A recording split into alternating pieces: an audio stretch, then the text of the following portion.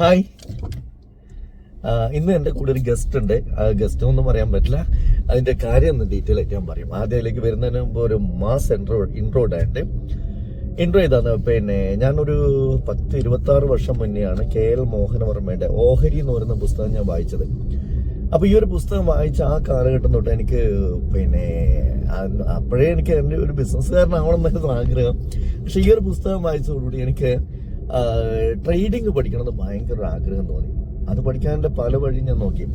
പക്ഷെ 26 കൊല്ലം മുമ്പുള്ള അന്ന് നമുക്ക് ഇന്റർനെറ്റോ അതുപോലത്തെ സംഗതികളോ ഒന്നുമില്ല. വായനയിലൂടെ തന്നെ പഠിക്കണം. പക്ഷെ ഓഹരിയെ കുറിച്ച് അല്ലെങ്കിൽ അങ്ങനെയുള്ള കാര്യങ്ങളെ കുറിച്ച് ആദ്യമായിട്ട് ഇറങ്ങിയ ഒരു പുസ്തകമാണ് ഈ ഓഹരി എന്ന് പറയുന്ന ആ ഒരു പുസ്തകം.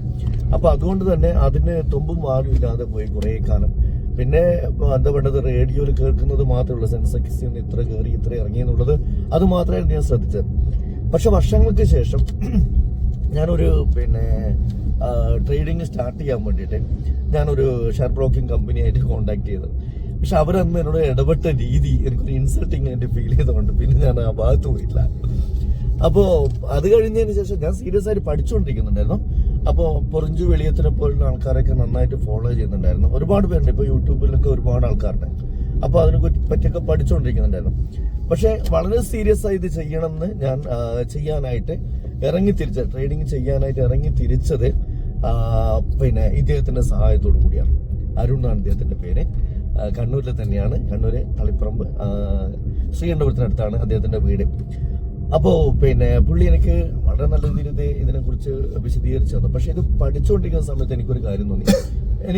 ഞാൻ എന്ത് പഠിക്കുന്നുണ്ടെങ്കിൽ എന്ത് ചെയ്യുന്നുണ്ടെങ്കിൽ ഞാൻ വളരെ വേണ്ടപ്പെട്ട എൻ്റെ ഒരു നെറ്റ്വർക്കിലേക്ക് അത് സ്പ്രെഡ് ചെയ്യാറും കൂടിയുണ്ട്, അത് ഷെയർ ചെയ്യും. അപ്പോൾ അങ്ങനെ ഷെയർ ചെയ്യുന്ന സമയത്താണ് ഞാനൊരു കാര്യം മനസ്സിലാക്കിയത്. പല ആൾക്കാരും ട്രേഡിങ്ങിലേക്ക് ഇറങ്ങിയിട്ടുണ്ട്, മികച്ച ലാഭം ഉണ്ടാക്കുന്നതിന് പകരം മികച്ച നഷ്ടം ഉണ്ടാക്കിയിട്ടുണ്ട്.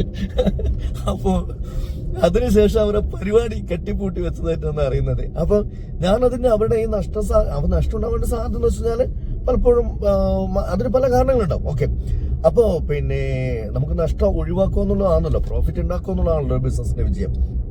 അപ്പം വേറൊരു കാര്യം മനസ്സിലാക്കിയത്, ഇന്ത്യയിൽ ആകെ 5% താഴെ ആൾക്കാർ മാത്രമാണ് ട്രേഡിങ്ങിൽ ഇൻവോൾവ് ചെയ്തിരിക്കുന്നത്. 5% താഴെ. പക്ഷെ ഇന്ത്യൻ GDP 90% വരുന്നതും 90% വരുന്നതും ഈ പറയുന്ന എന്താ പറയുന്നത് ബിസിനസ്സുകളായിട്ട് ബന്ധപ്പെട്ട ആ മേഖലയിൽ നിന്നാണ്. അതിലൂടെ മാത്രമേ അത്രയും പ്രോഫിറ്റ് ഉണ്ടാക്കിയെടുക്കാൻ വേണ്ടി പറ്റുള്ളൂ.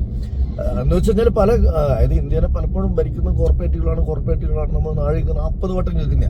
എന്നാൽ ഈ കോർപ്പറേറ്റുകളുടെ ഷെയറുകൾ നമുക്ക് എടുത്തിട്ട് നമുക്ക് അതിനകത്ത് പാർട്ടിസിപ്പേറ്റ് ചെയ്തൂടെ? വൈനോട്ട്, എന്തുകൊണ്ട് പറ്റൂല? അപ്പൊ തീർച്ചയായിട്ടും നിങ്ങൾക്കും അതുപോലെ തന്നെ സാധിച്ചേക്കും. എന്റെ കൂടെ പഠിക്കാൻ തയ്യാറാണെങ്കിൽ ട്രേഡിങ്ങിനെ കുറിച്ച് വളരെ ഡീറ്റെയിൽ ആയിട്ട് നമുക്ക് പഠിക്കാം. ഇതൊരു സീരിയസ് ആയിട്ട് അങ്ങോട്ടേക്ക് കണ്ടിന്യൂ ചെയ്യുന്ന ഒരു പ്രോഗ്രാമാണ് ഈ റെക്കോർഡ്. അപ്പോൾ ഇത് എന്റെ മെയിൻ സ്ട്രീം എന്റെ നോർമൽ ചാനലിൽ ഉണ്ടാവില്ല. ഇത് കമേഴ്ഷ്യൽ ആയിട്ട് വേറെ തന്നെ ഒരു ചാനലിലേക്കായിരിക്കും ഉണ്ടാവുക. കാരണം വെച്ചാല് അതൊരു എന്റർടൈൻമെന്റ് ആയിട്ടും ഇത് അല്ലേ അരുൺ, അത് ബിസിനസ് ആയിട്ടുള്ള ബിസിനസ് ടോപ്പിക്കാണ് സംസാരിക്കുന്നത്. ട്രേഡിങ്ങിനെ കുറിച്ച് തന്നെ മാത്രമായിരിക്കും ഇതിനകത്ത് സംസാരിക്കുന്നുണ്ടാവാം. അപ്പൊ അരുൺ, നമുക്ക് ഒന്ന് ഇൻട്രോ ചെയ്യാം.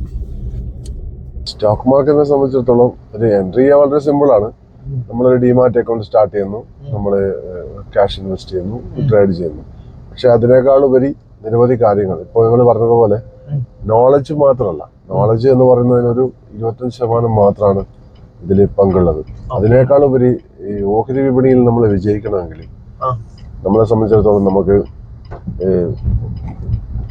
4 ഫില്ലേഴ്സ് ആണ് ഇതിനെ നമ്മൾ സക്സസ് ആക്കി നിർത്തുന്നത്. അത് സ്റ്റോക്ക് മാർക്കറ്റിലെന്നല്ല, മറ്റേതൊരു കാര്യത്തിലായാലും ആ 4 ഫില്ലേഴ്സ് ആണ് നമ്മുടെ സക്സസിനെ താങ്ങി നിർത്തുന്നത്. അതിൽ ഏറ്റവും പ്രധാനം എന്ന് പറയുന്നത് നമ്മുടെ ഫിനാൻഷ്യൽ ഫ്രീഡം ആണ്. നമ്മൾ വിപണിയിലേക്ക് ഇറങ്ങുമ്പോൾ നമുക്കൊരു ഫണ്ട് ഫ്ലോ ഉണ്ടായിരിക്കണം. അല്ലെങ്കിൽ നമ്മൾ ഇൻവെസ്റ്റ് ചെയ്ത ഫണ്ട് മറ്റെന്തെങ്കിലും കാര്യത്തിന് വേണ്ടി മാറ്റി വെച്ചൊരു ഫണ്ട് എടുത്ത് ഒരിക്കലും നമ്മൾ ട്രേഡിങ്ങിലേക്ക് നമ്മൾ ഇൻവെസ്റ്റ് ചെയ്യാൻ പാടില്ല. മറ്റൊന്ന് നമ്മുടെ പേഷ്യൻസ് ആണ്, ക്ഷമ. മുന്നേ വാറൻ ബഫറ്റ് പറഞ്ഞതുപോലെ നമ്മുടെ ക്ഷമയെ നിരന്തരം പരീക്ഷിക്കപ്പെടും. ഒടുവിൽ അത് മികച്ച റിസൾട്ട് തന്നെ നമുക്ക് തരുന്ന പറയുന്നത്. അപ്പോൾ ക്ഷമ നമുക്കുണ്ടായിരിക്കണം. മൂന്നാമത്തെയാണ് റിസ്ക് ടേക്കിംഗ് കപ്പാസിറ്റി. റിസ്ക് എടുക്കാനുള്ള മനോഭാവം വളരെ പ്രധാനമാണ്. റിസ്ക് എടുക്കാതെ ഒരു മേഖലയിലും വിജയിക്കാൻ പറ്റില്ല. തീർച്ചയായിട്ടും പറ്റില്ല. പിന്നെ പറഞ്ഞതുപോലെ നോളജ് എന്ന് പറയുന്നത് നമുക്ക് ഷെയർ ചെയ്യാൻ വേണ്ടി പറ്റും.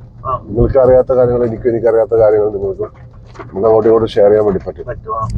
മറ്റുള്ള 3 കാര്യങ്ങളും financial freedom, risk taking capacity, അതുപോലെ തന്നെ നമ്മുടെ പേഷ്യൻസ്, ഈ 3 നമ്മൾ സ്വയം ആർജിക്കേണ്ട കാര്യങ്ങളാണ്. ആരാണ് ഇൻവെസ്റ്റ് ചെയ്യുന്നത് അവര്. അപ്പോൾ ഇവിടെയാണ് നമ്മുടെ വിജയം നിൽക്കുന്നത്. നമ്മളൊരു ഷെയറിൽ ഇൻവെസ്റ്റ് ചെയ്ത് നമുക്കറിയാതെ കയറി പോകും, പക്ഷെ നമുക്ക് അത്രയും കാലം അത് ഹോൾഡ് ചെയ്യാനുള്ള കപ്പാസിറ്റി ഇല്ല, അല്ലെങ്കിൽ ക്ഷമയില്ല, അല്ലെങ്കിൽ ഫണ്ടില്ല. നമുക്ക് ഒരിക്കലും നോളജ് ഉണ്ടായതുകൊണ്ട് കാര്യമില്ല. ഞാനൊരു കാര്യം ചോദിക്കട്ടെ, ഇപ്പൊ ഇൻട്രാഡേ ട്രേഡിംഗ് ഉണ്ട്, ഓപ്ഷൻ ഉണ്ട്, പിന്നെ അതുപോലെ പല രീതിയിൽ ആൾക്കാർ ചെയ്യുന്നുള്ളൂ. പക്ഷെ ശരിക്കും ഒരു ഇൻവെസ്റ്റർ എന്നുള്ള രീതിയിലാണ് ഷെയറിനെ സമീപിക്കുന്നുണ്ടെങ്കിൽ കമ്പാരിറ്റീവ്ലി വലിയ ബുദ്ധിമുട്ടില്ലാത്ത കാര്യം. റിസ്ക് ഇല്ല. മാർക്കറ്റിൽ ഇൻവെസ്റ്റ് ചെയ്യുമ്പോൾ റിസ്ക് ഉണ്ടെന്ന് പറഞ്ഞാലും ഇപ്പോഴത്തെ സാഹചര്യത്തിൽ നമ്മൾ വിപണിയിൽ ഇറങ്ങാതിരിക്കുന്നതാണ് ഏറ്റവും വലിയ റിസ്ക്. കാരണം ഓഹരി വിപണിയെ സംബന്ധിച്ചിടത്തോളം ഇതിന്റെ നമ്മുടെ ദൂഷ്യഫലങ്ങൾ ഒരുപാട് കേൾക്കുന്നുണ്ട്. നിങ്ങൾ ഇതിന്റെ ഏറ്റവും വലിയ അഡ്വാൻറ്റേജസ് ആണ് ഞാൻ പറയുന്നത്. അതായത് നമുക്ക് ലിക്വിഡിറ്റി എന്ന് പറയുന്ന ഒരു സംഭവം, ഏറ്റവും കൂടുതൽ ലോകത്ത് ലിക്വിഡിറ്റിയിൽ 2 പ്രൊഡക്റ്റ് എന്ന് പറഞ്ഞ ഒന്ന് സ്റ്റോക്കും മറ്റൊന്ന് ഗോൾഡുമാണ്. അതിനെ പറ്റി ഒന്ന് പറയാം. നമ്മുടെ നാട്ടിലെ ട്രഡീഷണൽ ആയിരിക്കുന്ന ഇൻവെസ്റ്റ്മെന്റുകൾ കംപ്ലീറ്റ് തന്നെയും ഈ പ്രോപ്പർട്ടി, സ്ഥലം, വീട്, കെട്ടിടം അതുപോലെയാണല്ലോ. ശരിക്കും ഒരു കാര്യം, സപ്പോസ് ഞാൻ ഈ കഴിഞ്ഞ ദിവസം ഭയങ്കര സീരിയസ് ആയിട്ട് ചെറിയ മാറ്ററായിരുന്നു. ഒരു 50 ലക്ഷം രൂപന്റെ ഒരു പ്രോപ്പർട്ടി എന്റെ നാട്ടിൽ ഞാൻ എടുത്തൊരു വിറ്റാല്, അല്ലെങ്കിൽ എന്റെ കയ്യിലുള്ള ഒരു വസ്തു ഞാൻ വിറ്റാല് ആ നാട് മുഴുവൻ അറിയും ശരിക്കും. രണ്ടാമതൊരു കാര്യം വെച്ചാൽ അതിന് ശരിക്കും എത്ര ചെലവുണ്ടെന്ന് പറയും. ഇപ്പൊ എത്ര ഉണ്ടോ ഏകദേശം വിൽക്കാനുള്ള ചെലവാണോ? വിൽക്കാൻ അതിന്റെ ഏതാണ്ട് ഒരു 6% അബവ് ബ്രോക്കർ ഫീസ് തന്നെയായില്ലേ. അപ്പൊ 10% വേണം ഒരു പ്രോപ്പർട്ടി വെക്കാൻ. കാർഡ് വയ്ക്കലും, അതിരുകെട്ടല്, ഈ സംഗതി, പിന്നെ മുദ്ര പേപ്പർ, എല്ലാ ചാർജും, രജിസ്ട്രേഷൻ, എഴുത്തുകൂലി എല്ലാം കൂടെ വരുമ്പോഴത്തേക്ക് പിന്നെ നമുക്ക് ലഭിക്കുന്ന വില നമ്മുടെ ആവശ്യത്തിനനുസരിച്ചാണ്. നമ്മൾ പെട്ട് കഴിഞ്ഞാൽ അത് കറക്റ്റ് ആണ്. 50 ലക്ഷം രൂപയുടെ മുതൽ 25 ലക്ഷത്തിന് കൊടുക്കാൻ പറഞ്ഞാൽ ആളുണ്ടാവില്ല എടുക്കാൻ. സമയത്ത് നമ്മൾ ആവശ്യക്കാരന്റെ ഔചിത്യം പോലെയാണ്. പക്ഷെ നേരെ മറിച്ച് ഒരു ഷെയർ ട്രേഡ് ചെയ്ത് കഴിഞ്ഞാൽ, മീൻസ് സപ്പോസ് എന്റെ കയ്യിൽ 50 ലക്ഷം രൂപന്റെ ATGL അദാനി കോർപ്പറേഷന്റെ ഷെയർ കയ്യിലുള്ളതൊക്കെ, സപ്പോസ് പിന്നെ അതൊക്കെ ഒരു ചെറിയ ഫ്ലിക്കറിംഗ് അല്ലേ ഉള്ളൂ. ഷെയർസിനെ സംബന്ധിച്ചിടത്തോളം നമ്മുടെ ആവശ്യക്കാരനാവട്ടെ, നമുക്ക് പെട്ടെന്നൊരു ആവശ്യം വന്നു, ഒരിക്കലും അവിടെ ഒരു ബാർഗൈനിങ് ഇല്ല. നടക്കുന്ന വിലക്ക് നമുക്ക് കൊടുക്കാൻ വേണ്ടി പറ്റും. ഓൺ സ്പോട്ടിൽ നമുക്ക് ഫണ്ട് കിട്ടും. അപ്പോ നമുക്ക് അവിടെ, അതാണ് ഞാൻ ഇപ്പോ തൊട്ട് മുന്നേ പറഞ്ഞത്, ഫിനാൻഷ്യൽ ഫ്രീഡം എന്ന് പറയുന്ന ഘടകം. അത് പ്രധാനപ്പെട്ട ഒരു കാര്യമാണ് ചേട്ടാ. കാരണം സ്റ്റോക്ക് മാർക്കറ്റിന് അതിന്റെ ഏറ്റവും വലിയ ഗുണം എന്ന് പറയുന്നത് അതിന്റെ ലിക്വിഡിറ്റിയാണ്. അല്ല, ശരിക്കും വേറെ കാര്യം, പ്രോപ്പർട്ടി വാങ്ങിയിട്ട് കൊടുത്തു കഴിഞ്ഞാല് എത്ര പൈസ നമുക്ക് ഈ ബ്രോക്കറേജ് കാര്യങ്ങളൊക്കെ ആയിട്ട് നമുക്ക് സപ്പോസ് ഒരു 50 ലക്ഷം രൂപയുടെ ഷെയർ കൊടുത്തു. തീർച്ചയായിട്ടും നിങ്ങൾ പറഞ്ഞതുപോലെ ബ്രോക്കേഴ്സ് അവിടെ ഒരുപാട് നമ്മൾ ചൂഷണം ചെയ്യുന്ന സ്ഥിതി ഉണ്ടാവും. ഇവിടെ മറ്റൊരാൾക്ക്, ഇടനിലക്കാർക്ക് നമ്മൾ ചൂഷണം ചെയ്യാൻ കഴിയില്ല എന്നുള്ളത് തന്നെയാണ് ഇതിന്റെ ഏറ്റവും പ്രധാനപ്പെട്ട ഒരു ക്വാളിറ്റി എന്ന് പറയുന്നത്. പക്ഷെ മാത്രമല്ല, ഇതിന് ഉണ്ടാവുന്ന ഏറ്റവും വലിയ റിസ്ക്, അല്ലെങ്കിൽ ഒരു റിസ്ക് മാത്രമേ ഇതിലുള്ളൂ ട്രേഡിംഗിൽ അല്ല ഇൻവെസ്റ്റ്മെന്റിൽ, മാർക്കറ്റ് ഫ്ലക്ച്വേഷൻ. മാർക്കറ്റ് കൂടിയിട്ടും കുറഞ്ഞിട്ടും വരുന്ന, കമ്പനിയുടെ ലാഭത്തിലും നഷ്ടത്തിലും വരുന്ന വേരിയേഷൻസിൽ നമ്മളെ ഇൻവെസ്റ്റേഴ്സിന്റെ ഇൻവെസ്റ്റ്മെന്റിനെ റിഫ്ലക്ട് ചെയ്യും. അതല്ലാതെ മറ്റു തരത്തിലുള്ള ഒരു ബുദ്ധിമുട്ടുകളും ഒരു ട്രേഡറെ സംബന്ധിച്ചിടത്തോളം അല്ലെങ്കിൽ ഇൻവെസ്റ്ററെ സംബന്ധിച്ചിടത്തോളം മാർക്കറ്റിൽ നമ്മൾ ഫേസ് ചെയ്യുന്നില്ല. മറ്റൊന്ന് ഇതിന്റെ ഒരു കാര്യം എന്ന് പറയുന്നത്, നമ്മളൊരു ഷെയറും മേടിച്ചു കഴിഞ്ഞാൽ നമുക്കറിയാം, നമ്മള് ഏറ്റവും ഇന്ന് നമ്മുടെ നാട്ടിൽ ഞാനൊന്ന് പറയുന്നു. കാര്യം എന്ന് വെച്ചാല് നമുക്ക് ആക്ച്വലി ഒരു കാര്യം, നമ്മുടെ പിന്നെ എന്റെ ഈ ചാനലിനകത്തെ പിന്നെ ഫസ്റ്റ് വീഡിയോ ആണിത്.